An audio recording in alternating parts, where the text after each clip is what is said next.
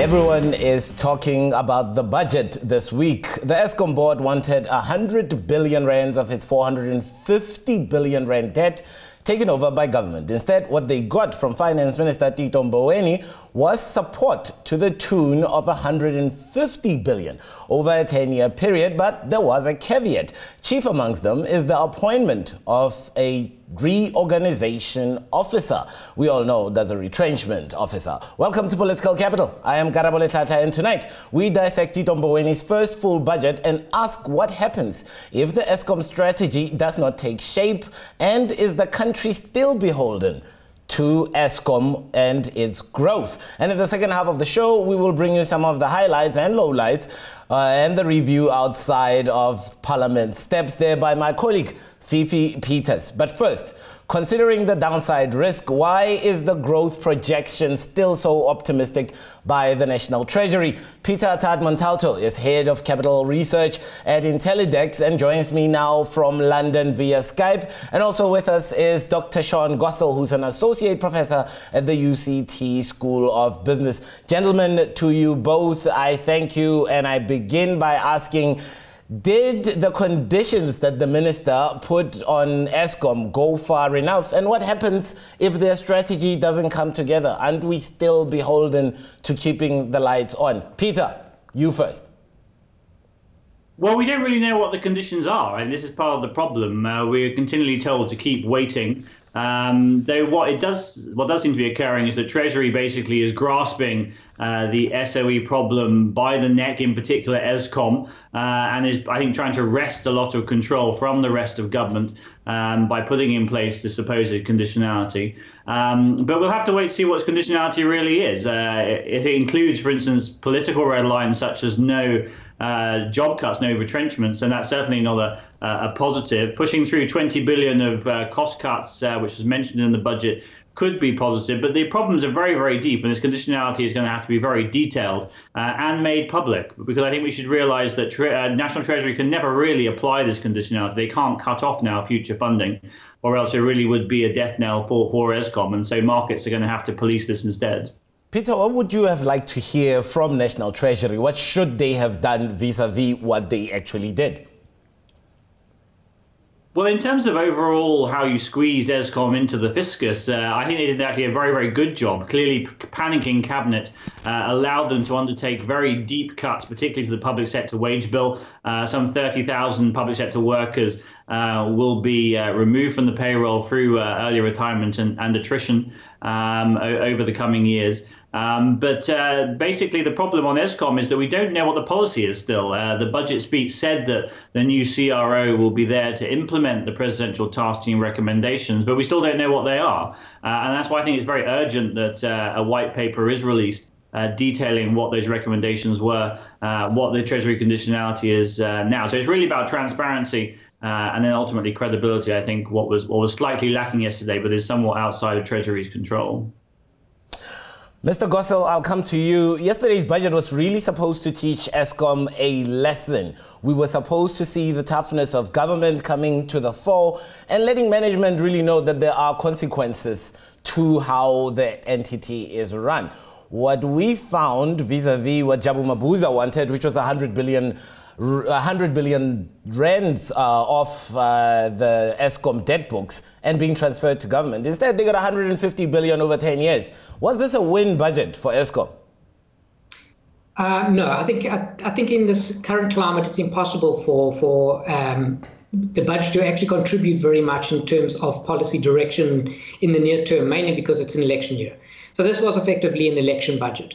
And basically what the minister has done is kick the can down the road to a short enough time so that after the election, then the political battles can actually begin, and in particular, seeing what the appetite is on taking on the unions. So at this stage, the minister basically just gave a teaser of what is to come, but with, as Peter's mentioned, with very, very little detail. There's very little detail on the circumstances and the conditionality, etc. So that all remains, and I suspect that's all going to remain until after the election. Peter, we saw the minister giving his budget address, and every now and then he would deviate from what was actually on his speech. But among the things that he was supposed to say that he didn't say was that at its current form, pouring money into Escom is like pouring water into a sieve. But that's not the message that I got when I listened to budget. I felt like we recognize that this is a sieve, but we still have to pour water into it. Well, exactly. He's sort of trying to stop at the holes in the sieve, if you like, using this supposed conditionality. But really, I still think, despite him not actually using that phrase, he did apparently use that phrase in the lock-up press conference. The key thing here, basically, is that he was poking his own side. And I thought it was fascinating to watch the footage of the National Assembly yesterday. Stony-faced ANC members were sitting there in Parliament whilst opposition parties were sort of cheering at what Mboweni was saying. And I think this really speaks to the fact this is an incredibly politically challenging budget. It remains to be seen, actually, how much of this does actually have political sign-off. For instance, the mention yesterday of strategic equity partners for a new Escom transmission company, I think, is highly politically contentious, and the ANC may well actually backtrack on that in the coming days. He was certainly poking his own side with references to, challenging why there was a developmental state mindset around so many of these SOEs and what the room for them really was. So he is certainly trying to explode some truth bombs, if you like, around SOEs, even if the capacity for actual movement by him is going to be somewhat limited by the politics in the election.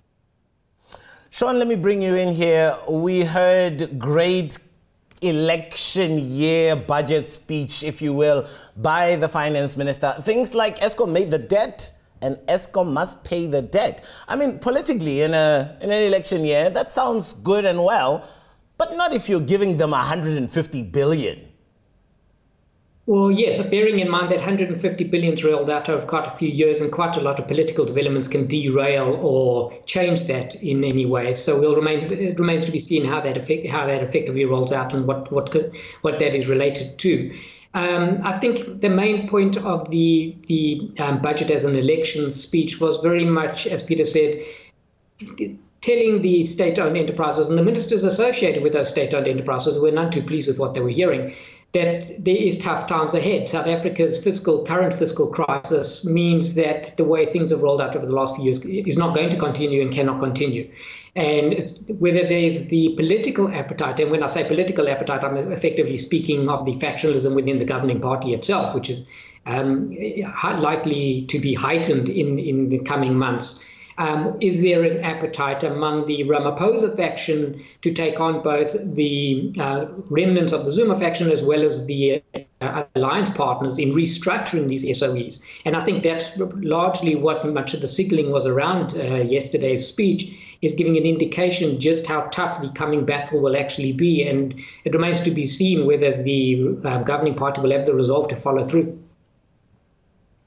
Peter, I got a sense when I was watching a bit of the lock-up press conference that the finance minister had with the media before he delivered his budget speech. And I got a sense that he expects some retaliation here from the credit ratings agencies, and two of which have already put South Africa into junk status, that's namely S&P and Fitch. But of course, Moodys seems to hate us the least. But are we just living on borrowed time here until South Africa is consigned to full-blown junk status?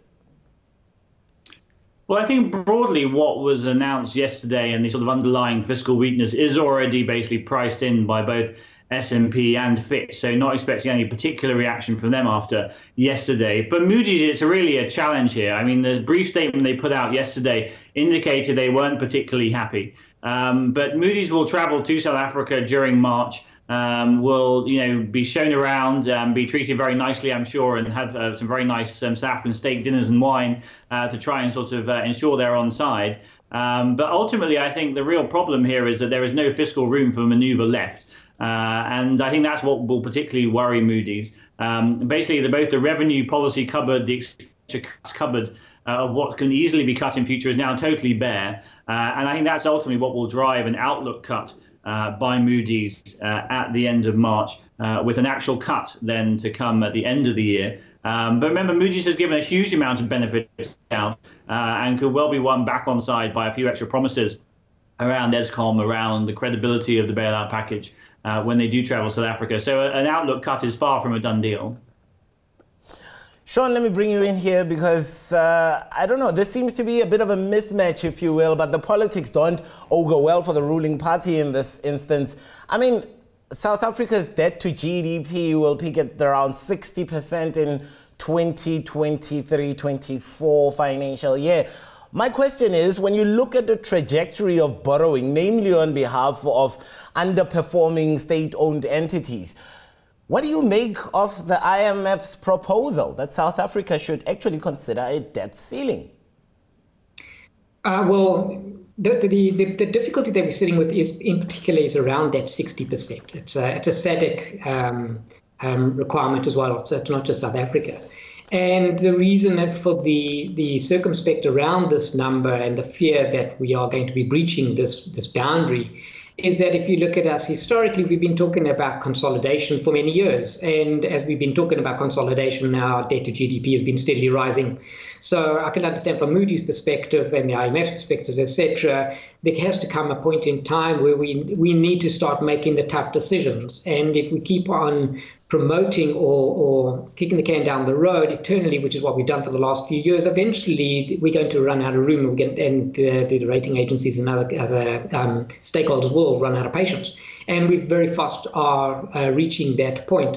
So we already are breaching the ceiling. We've whether it's 60.2 doesn't matter. The fact is we're going to be above 60%, and that is a clear signal to the markets. Peter, I'm going to close off with you here. The caveat among some of the conditions for Escom in particular was the appointment of a chief reorganization officer. To you and I'm sure we all know, apart from the fancy language that the minister used, that's a chief reconstruction officer. That means there's somebody who should tell Escom about improving operational efficiencies and as well as dealing with a bloated workforce. Does Escom need a skills audit first to know what they have before they look at restructuring? And how can this chief reorganization officer go against the very unions that government showed very little appetite in fighting? Well, this is really the problem with the budget yesterday, is that you are basically laying down some challenges to unions on public sector with those attrition and early retirement. There's already a backlash from public sector unions on that.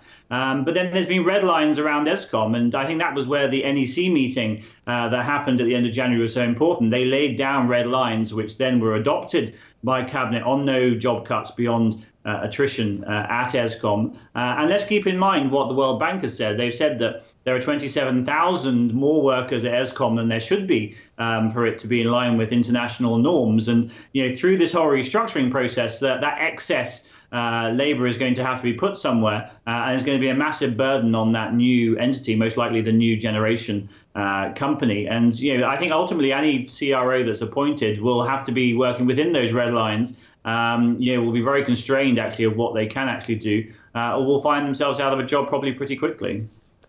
Gentlemen, I thank you both for your time. That's Peter Attard Montalto, Head of Capital Market Research at Intellidex, joining us from London. And joining us from Cape Town, we had Dr. Gossel, who's an Associate Professor at the UCT School of Business.